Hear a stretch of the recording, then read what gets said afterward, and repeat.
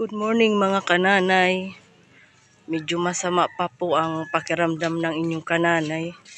Meron po tayong pagbibigyan na naman ng pagmamahal. Isang nanay na wala na pong asawa.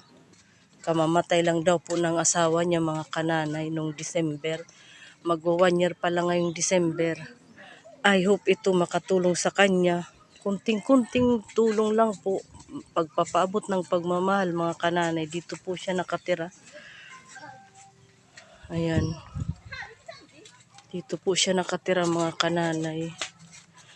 Hindi daw po sila bumibili ng damit kasi mas inuuna nila yung pangangailangan nila sa araw-araw gaya ng bigas.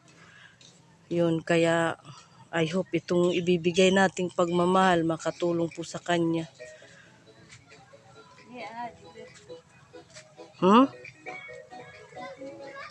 Ayan, dito po siya nakatira mga kananay.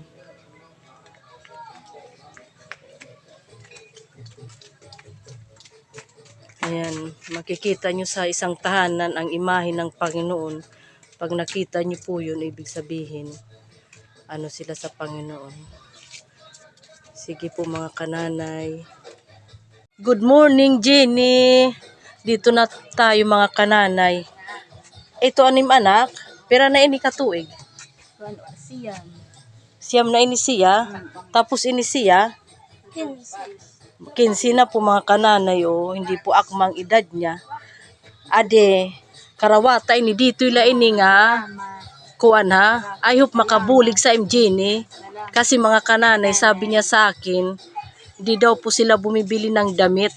Ayan. Kasi inuuna po nila yung pangbili ng pagkain. Hala daw, kung mayaon man mag-eksakto sa... Mga bago yan, Jenny. Hindi yan mga luma. Ayan mga kananay. Shout out sa nagbigay from Caloocan Bibi, Madam Bibi from Caloocan City, 3rd Avenue. Salamat sa bigay mo. Ay kalipay good. Nalipay ka sa jersey nga short. Ay oo. Ala namin sugaron Jenny. Salamat kananay, dara ko nga salamat sa nihatag ng pasanak mga kabataan, sambado. Unta man buligan paramang kami ninyo.